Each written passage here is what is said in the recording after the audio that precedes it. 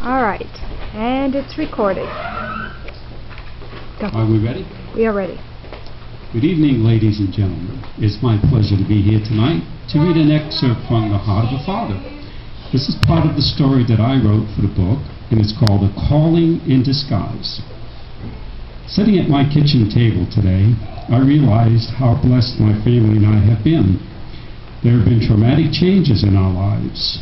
We have had bouts with death, divorces, moves from home, new starts late in life, and all the other kinds of problems many people go through. But through it all, the good Lord has seen fit to smile on us and spur us on to better things. Many years have passed since we first heard about Alex being sick. We didn't know just how sick he was. I remember coming home from work and hearing that my daughter Anna called saying Alex was so sick they were bringing him to San Antonio in an ambulance. My wife Carol and I met her at University Hospital later that day, trying to comfort her until our meeting with the doctor. Anna didn't know what was wrong with Alex, except that he had a heart problem. We just knew everything would be all right, and Alex would get better. Little did we know how serious it was. I remember thinking how fortunate we were that Frank, Anna's husband, was a nurse. I knew he would be on top of things, and we could rely on him to keep us informed and help us deal with this situation. He met us at the hospital later as we waited to talk to the doctors. When the doctors took us into the conference room, we were in a fearful state of mind. It had to be pretty bad if it took 3 doctors to talk to us. Dr. Calhoun told us Alex had a serious condition. He drew a heart on the board and explained the difference between a healthy heart and Alex's heart. The bottom line was, Alex had only 1 ventricle in his heart, and he was still alive because he had a bunch of holes in his heart.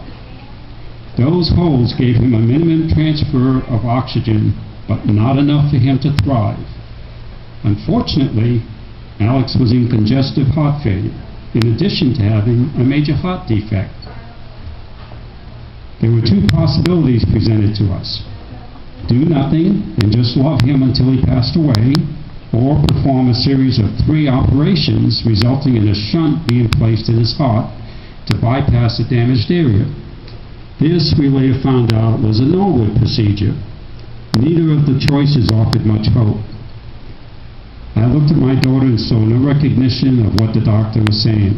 She was in a state of shock and had decided Alex was going to get well no matter what problems he had. We asked Dr. Calhoun for his advice and were shocked to hear him say to do nothing. He said the recovery rate for the Norwood procedure was about 5%, given that Alex was in congestive heart failure. Even if Alex made it, he would be on heart medicine for the rest of his life and would probably have a poor quality of life. He was even too sick to wait for a heart, so a heart transplant was out of the question. We were to think about it and decide what to do. I didn't even have to ask Anna and Frank what they wanted to do. They chose the Norwood. We supported their decision completely. My religious background helped me see the doctor's suggestion was not the only possible solution. My faith that God would help us through this critical time calmed me and gave me the fortitude to deal with the situation. I felt secure and validated in the decision made, but I could see this was a time when I had to think as a parent twice over. I remembered our youngest child, Chrissy, who was diagnosed in uterus as potentially being born damaged if my wife carried her to term. The doctor suggested an abortion to us. We decided no matter what happened, we were going to have that baby. God gave us a child, whole in every way, but even if she had not been, we would have loved her just as much. Every time I see her, it's a constant reminder about life and how we provided her with that opportunity. We needed to be strong for Chrissy, and now Alex was being given that same opportunity. I've always felt being a parent is a lifetime job.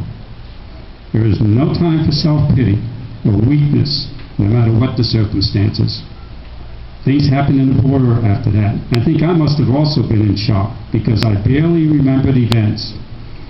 I remember Alex going in for his operation and waiting for what seemed like an eternity before we were told the operation was over. I also remember spending time in the chapel. I felt so helpless, but one thing I could do was pray, and the good Lord answered our prayers. The other thing I could do was be there for my daughter, and I made sure I was. I took my role as a father seriously.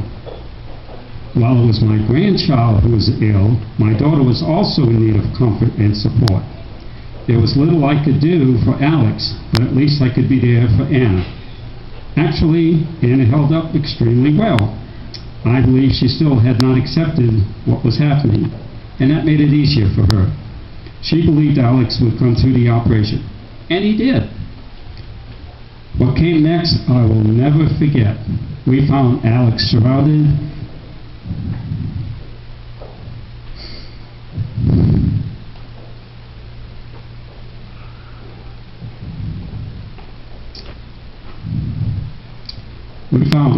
surrounded by a jumble of wires.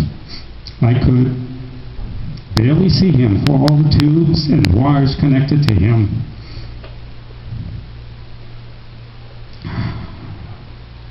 I didn't expect to see my grandchild like that, especially at 2 months of age. It was a chilling scene that brought home how fragile his life was. We did not leave his bedside for quite a while that night. From that point on, Ann and Frank were with him every possible moment until Alex was out of danger and Frank had to go back home to work. Soon after Alex was discharged, I believe it was Ann and Frank's love for Alex that made him fight to stay alive.